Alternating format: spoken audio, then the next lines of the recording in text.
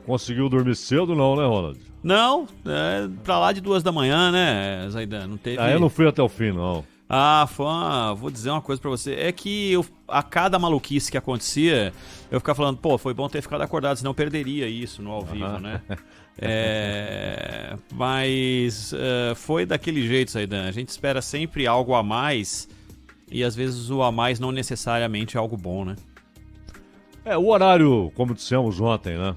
É muito inadequado, porque grande parte da população não pode ficar vendo. E o objetivo do debate é exatamente falar com a população ali num cara a cara, né? Com os candidatos se defrontando, olhando um nos olhos do outro e trazendo perguntas incômodas, etc. Então é muito interessante que as pessoas tenham no debate aquilo que elas nunca vão encontrar em horário gratuito de rádio e televisão. Mas é muito tarde. E aí pouca gente pode acompanhar até o final, ver um pedaço e tal. E, de qualquer maneira, foi o último debate antes do primeiro turno. E, claro, havendo o segundo turno, já tem debate marcado para o Grupo Bandeirantes, né, Ronald? Tem marcado, vai ser na segunda-feira, na outra, né? A gente entra em outubro, na outra segunda já é o debate presidencial e pro segundo turno... Dia 10, né? Isso, caso seja necessário. E agora, Zaidan, tem algumas coisas que parece que isso a gente precisa se mudar, ou que tipo de adaptação precisa fazer. Essa coisa da representatividade, né? De quem efetivamente quer disputar a eleição. A gente já acompanhou casos parecidos, como o dos Posto Padre, que está pelo PTB concorrendo à presidência, e a gente sabe muito bem que ele está lá com uma função específica, como outros já tiveram funções específicas, né? E principalmente nos debates, né, para criar algum tipo de situação para adversários do presidente Jair Bolsonaro. Isso ficou claro nos 2 debates dos quais ele participou, mas é um nível de constrangimento muito acima da média, porque há muito tempo eu não via nada tão aterrador do ponto de vista da informação, do conhecimento, daquilo que pode oferecer para quem está assistindo, como isso que a gente acompanhou nesses últimos 2 debates, viu? Pois é, eu acho, aliás, Ronald, que o nível geral é muito baixo. E o debate é bom até por isso, né? Porque ele expõe. Ele não tem grava de novo, assim tá melhor, fala isso, fala aquilo. Não tem. Então, ele expõe aquilo que as pessoas, inclusive numa situação mais difícil, né? Numa pergunta incômoda ou diante de uma informação incômoda, a maneira como elas reagem e tal. Isso tudo é revelador. O debate tem isso de bom. E o nível é muito baixo. Porque é aquela história. Você tem a situação do candidato que sabe que não vai ganhar, né? Então ele pode falar o que ele quiser. Ele não vai se comprometer com nada, ele pode prometer soluções mágicas, porque ele não terá de executar a solução mágica. Ele não vai ganhar. E sabe disso, não é? Com o dinheiro público financiando, por exemplo, você tem 2 candidatas que estão em meio de mandato no Senado. Essa visibilidade para daqui a 4 anos, ela é gigantesca. É um ganho de visibilidade. Você sai tão na frente de outros, né? Porque aquilo fica marcado. É óbvio que fica marcado, desde que se aproveite de alguma maneira. Mas é uma coisa que você não precisa se preocupar quanto vai custar a campanha. Eu sei que não vou ganhar, por que eu vou entrar nisso? Porque você não vai gastar dinheiro seu e nem o partido vai ter de sair em busca de dinheiro. Alô, empresa tal, ajuda aí a nossa campanha, nós defendemos bandeiras que vocês também defendem. Sindicato tal, olha aqui nossas reivindicações para modificação da legislação trabalhista, essa é a nossa posição, financia a nossa... Não precisa se preocupar com isso. Porque está lá o dinheiro do povo sustentando. Tem, claro, o colaborador, que faz de conta que é pessoa física, mas na verdade são empresas, né, que financiam. Mas é um sossego. A pessoa sabe que não vai ganhar, mas está lá, tá uma festa. Pode falar o que quiser, pode prometer o que quiser. Não, eu tenho a solução. A solução para o desemprego é A. A solução para o meio ambiente também é A. A solução é A. Tudo é A, né? Por exemplo, a Soraya Tronic, ela sugere que o imposto único, que é um negócio que o Brasil discute há 30 anos. Faz 30 anos que o candidato a vice dela, o Marcos Cintra, trouxe essa ideia, e ele inclusive fez parte aí do governo Bolsonaro em certo momento, né? E a ideia do imposto único. Ele até saiu porque ele percebeu que o que ele defendia não iria para frente. Não seria encampado pelo governo, nem sequer pelo Ministério da Economia. Mas é uma proposta que já foi debatida na náusea e tal. Tem até... A ideia em si é interessante. Você substitui tudo por um imposto digital. Tudo. Mas não é que é um imposto a mais, como disse lá o padre, né? Você está querendo isso mais que imposto. É chocante. É chocante. É o inverso. É isso, porque inverso. Ele, pelo menos, se ele acha uma aberração, ele deveria entender dessa aberração para poder falar qualquer coisa. Não sabe o que está falando. Não sabe o que está falando. Não sabe o que está falando. Mais um imposto, não é mais um imposto. É a substituição de todos os impostos por um só. Não é? Mas isso, em 30 anos, Claro que houve muita má vontade, inclusive dos diversos governos, né?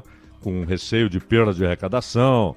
Mas é uma ideia. O problema é apegar-se a essa ideia como solução para tudo. O Ciro perguntou para ela sobre desemprego e ela disse que a solução está aí.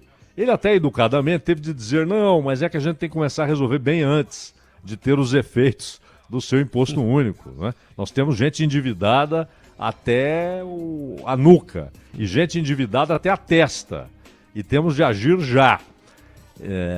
Então, o fato é que está tudo certo, porque ela falando ou não falando, ela não vai ganhar. Né? Então, o Ciro Gomes, que entrou com perspectiva diferente, ele imaginou que seria o cara capaz de se intrometer naquele embate anunciado há 2 anos entre Lula e Bolsonaro, foi o pior debate da vida do Ciro Gomes. Não sei se você concorda, mano. Concordo. Que acho que ele não conseguiu encontrar um limiar entre agressividade pura e uma calma ou um nível de discernimento para poder se controlar diante de situações mais incômodas, e acabou ficando numa letargia que eu nunca vi. E aí ele estava nervoso, né? O Lula até disse isso pra ele. Na primeira pergunta. Na primeira falou, Ciro, você está nervoso, eu tô vendo que você está nervoso e tal. E ele estava nervoso, tanto que aconteceu ontem, o que eu nunca vi acontecer com o Ciro Gomes. Com o Ciro Gomes, ele tem uma facilidade muito grande de decorar números, não aleatórios, né? Há uma lógica na apresentação daqueles números, e a maneira, e isso entra no discurso dele, faz parte sempre da oratória dele em campanhas, de inserir aqueles números nas suas propostas políticas e econômicas. E ontem, pela primeira vez, eu vi ele se embaralhar com números da Colômbia, né? Ele se embaralhou inteiramente. Exato. Ele gaguejou como se fosse um iniciante. Pode ser sono, pode ser uma série de coisas, né? Ninguém está igual todo dia, né? Tem dia que você não está legal. Tem dia que eu começo a falar aqui e já falo... Hoje está difícil, a palavra não vem, né? É normal. Só que quando você tem um evento como esse, você tem de se preparar inteiramente. E eu nunca vi ele tão mal num debate. De certa forma também, uma mistura de todas as mágoas acumuladas. Você vê quando ele cita, ele vai falar dos apoiadores de Lula, e ele fala para ficar só na Bahia, né? O rapaz da mala lá, dos 51 milhões. Gedel. O Gedel e o Caetano, né? Gedel e Caetano. Ou seja, ele acumulou muitas mágoas. O Caetano é um eleitor histórico, é do Ciro, gosta do Ciro, né? O Ciro já foi na casa dele, então é uma relação pessoal. E chegou um ponto que o Caetano falou, não, eu vou de Lula, né? Eu gosto muito do Ciro, das ideias dele, eu vou de Lula e tal. Então ele misturou, parecia misturar, combinar no seu interior ali, mágoa com uma certa finalmente, né? Um reconhecimento de que não vai dar. E de que a possibilidade de ter uma votação muito inferior à de 2018 incomoda terrivelmente. Então era um cara abatido, né? Abatido e batido, né?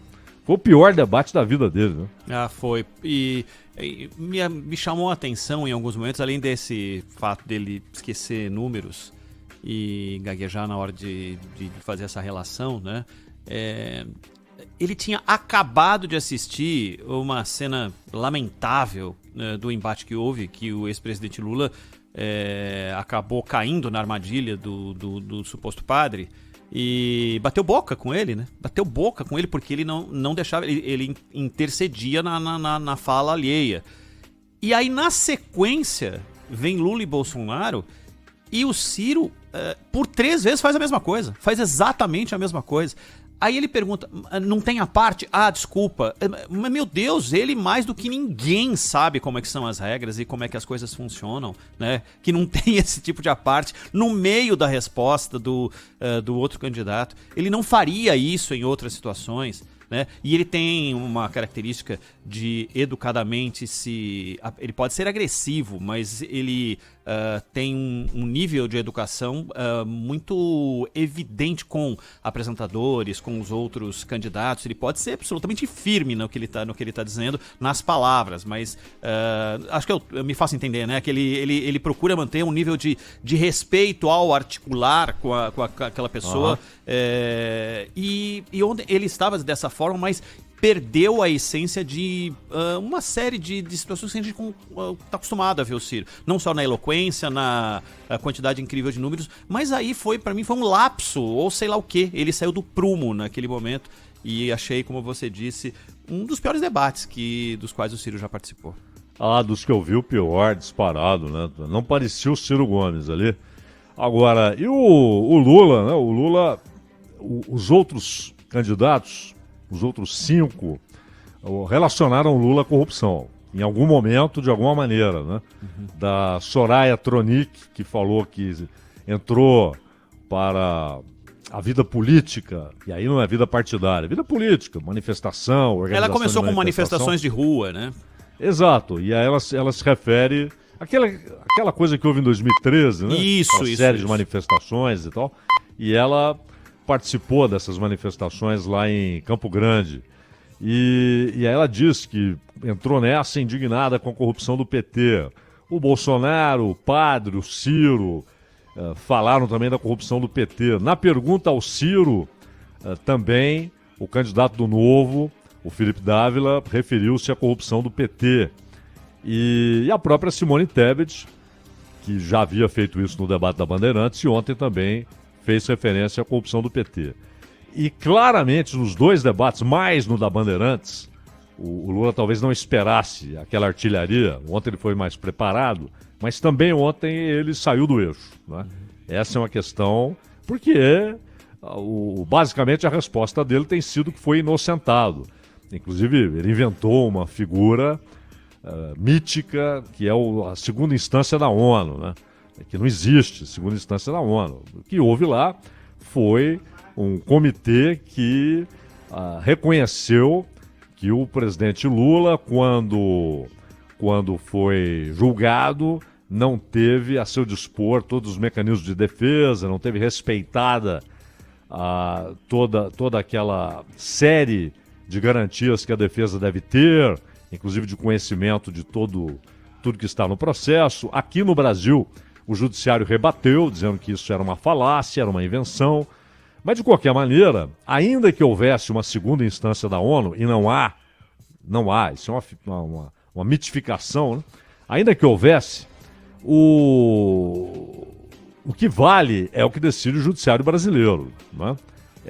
E o judiciário brasileiro decidiu em 3 instâncias e durante um tempo, com confirmação e ratificação do Supremo, as condenações lá de Curitiba. E depois tudo muda quando o Fachin descobre que o CEP estava errado, né? Que não era a vara adequada, que não era em Curitiba. E, aliás, no caso específico do triplex, desde o início estava na cara, inclusive com a admissão do Sérgio Moro, que não era o foro adequado. Então, isso ficou pendurado ali, para algum momento ser puxado, porque não era relacionado à Petrobras, diretamente relacionado à Petrobras, então não era Curitiba. Mas anulou-se tudo, e aí veio a pá de cal, que foi o julgamento da segunda turma, que decidiu que o Sérgio Moro agiu com suspeição, agiu com viés, agiu já com o desejo de condenar, né? Essa foi a conclusão da segunda turma, e o pleno julgou que a segunda turma tinha autoridade para isso. Não entrou no mérito, mas julgou que a segunda turma tinha autoridade para isso. Então, não há a absolvição. Há no sentido de que aquele princípio, né? Ninguém pode ser considerado culpado até o julgamento, no caso brasileiro, trânsito julgado, ou seja, até a última instância. Mas, daí a dizer que o judiciário declarou a inocência, não declarou. E não declarou por incompetência, por interesse, não declarou numa série de situações. A gente já falou aqui o caso do Flávio Bolsonaro. Ainda não havia acontecido a eleição de 18, ninguém sabia de nada. Aconteceu a eleição de 18, entre a eleição e a posse, há 4 anos, pois, estoura o negócio. E até hoje, o judiciário não conseguiu dizer se o cara é culpado ou inocente. E não vai dizer. E no caso do Lula, não vai dizer, acabou, morreu o assunto. Isso não volta aos tribunais, não volta. Então, um abraço. Né? Agora, a afirmação de que ele foi inocentado é uma mistificação. Então é um assunto que tira ele do prumo, quando vem a história de corrupção. E ontem, com um elemento muito grave, muitíssimo grave, que é quando o Bolsonaro puxa para perguntar para a Tebet, e por isso ele chamou a Tebet, para falar a respeito da declaração da Gabrilli a respeito do caso Celso Daniel, né, Ronald? Esse foi talvez o momento mais tenso de todo o debate. E ele pediu direito de resposta e teve, né, para falar. E o que me chamou a atenção também é a impossibilidade de ter havido. Teve uma chance apenas de um embate entre Lula e Bolsonaro, né? Porque as coisas vão se fechando, né? Se um deles responde de cara, e eles são os focos, evidentemente, dos outros candidatos, né? Lula e Bolsonaro. Se um responde e depois o outro pergunta e o outro já respondeu, não tem como fazer. Só Bolsonaro teve uma chance apenas em todo o debate de fazer uma pergunta para o Lula não teve nenhuma chance de perguntar para o Bolsonaro ao longo do debate. Mas nesse caso o presidente da República perguntou para o Felipe Dávila, né? Enfim, utilizou esse caminho. E agora, Zaidan, só uma questão de vários ouvintes que estão mandando aqui pra gente e ainda diz respeito a Ciro. Será que a caçapa é cantada que Ciro vai fazer exatamente como no último pleito e vai se afastar e não vai dizer nada sobre o segundo turno, caso haja? Em 18, o Ciro votou no Haddad. Ele declarou isso, né? Eu não estava lá na cabine para saber, mas ele disse Só soubemos depois, né? Mas ele disse que votou no Haddad. Não fez campanha, por todas aquelas mágoas que já havia com o PT, a história de Pernambuco e Minas Gerais, em que o PDT tomou um chapéu do PSB em razão de um acordo de última hora com o PT, que fez o PSB tirar seu candidato em Minas e o PSB e o PT tirar seu candidato em Pernambuco, que era até a Raiz, né? Que agora está em outro partido. Então, ele não fez campanha, mas disse que votou no Haddad. Desta vez, Ronald, o Ciro, na minha opinião, ele não tem o direito de apoiar um presidente da República que tenta a reeleição e que o Ciro chama de tragédia. Ele chama de tragédia. Chama o sujeito de corrupto. Tanto que ele diz, os dois são corruptos. Chamou de calhorda no debate da Bandeirantes, quando veio aquela história sobre mulheres, né? Logo depois da pergunta da Vera Magalhães, que os dois entraram ali numa discussão. E ele não pode chegar no segundo turno e dizer eu apoio o Bolsonaro. E não pode dizer eu apoio o Lula, que ele também chama de corrupto. Ele também chama de alguém que não tem capacidade moral para voltar ao poder, porque perdeu-se e corrompeu-se. Quantas vezes ele disse isso? Eu vi o Lula se corrompendo, o Lula corrompeu-se. Ele não pode, no segundo turno, dizer que apoia um ou outro. Ele fechou essa porta. É um direito dele, aliás, porque se ele pensa isso dos dois, é o que ele deve dizer. É isso que a gente espera de um sujeito que está disputando um cargo público, é que ele diga o que ele pensa. Se ele pensa isso, não tem cabimento ele se manifestar. Ele chegar lá para os 6%, 7%, falar, ó, eu não mando no voto de ninguém, mas eu quero dizer que eu vou votar em fulano e aconselho quem concorda com as minhas ideias que vote no Lula, que vote no Bolsonaro. Ele não tem esse direito. Seria uma incoerência, mas assim, gigantesca. Eu não acho que seja a maior da política brasileira, porque nós já vimos aí coisas do arco, né? A mudança... Bom, é simples, e aqui é normalizado. O Valdemar Costa Neto, que fazia parte do governo Lula, que foi condenado por corrupção, que ganhou o DENIT, lá como aliás o próprio Ciro Gomes vive dizendo, né? Ele é o dono do partido pelo qual concorre o Bolsonaro. O Ciro Nogueira, que inclusive, olha só, foi quem abriu portas no Judiciário Federal para o Nunes Marques, no governo Dilma, porque ele tinha muita influência no governo Dilma, ele era um aliado da Dilma. Hoje, ele é o primeiro-ministro. Na prática, ele é o primeiro-ministro. Ele é, por exemplo, dono da execução orçamentária. Então, essa é a política brasileira, mas há um limite. Eu não acredito que o Ciro Gomes chegará ao ponto de dizer no segundo turno: olha, eu peço aos que votaram em mim que votem no Bolsonaro, ou peço aos que votarem em mim que votem no Lula. Seria patético. Ele perdeu esse direito, ele fechou essa porta, e para mim com razão. Se é o que ele pensa, é o que ele deve dizer. Mas ele não pode agora vir dizer que apoia um ou outro, né, Ronald? Não pode. Bom, isso acredito que vai ser exatamente desse jeito que você discorreu, e não teria razão para ser diferente. Me fez lembrar essa coisa de apoio descabido, diante de tudo que já aconteceu. O inverso disso, nas eleições de 89, ainda uma das coisas mais hilárias que aconteceram na campanha foi que o Fernando Collor, quando garantiu o lugar no segundo turno, e todo mundo sabia que ele iria, porque ele sempre teve um percentual que o levaria para lá, no dia seguinte, o Afonso Camargo, que era candidato do PTB, foi o único que declarou apoio. Tinha uma grande corrente, né, que parecia que apoiaria Lula no segundo turno. Alguns demoraram, como o Mário Covas demorou para declarar apoio. Aliás, demorou muito para declarar. Aliás, naquela época, o primeiro e o segundo turno era um longuíssimo tempo entre o primeiro e o segundo turno, né? E o Afonso Camargo, no outro dia de manhã, já declarou apoio a Fernando Collor, e Fernando Collor já veio à mídia e disse: eu não preciso, não quero e não preciso. Já deixou claro. Acho que os candidatos deveriam usar prerrogativas sinceras. E aí não estou fazendo nem elogio ao Collor diante de tudo que foi construído, porque depois ele apoiou o Lula, se aproximou do Lula, e agora apoia o Bolsonaro. Exato. Não é? Bom, e o Lula da prisão não mudou a eleição em Alagoas? Ele não mudou. Exato. Ele mandou mudar a eleição em Alagoas e mudou, tirou o Collor da candidatura naquela época. Né? Foi exato.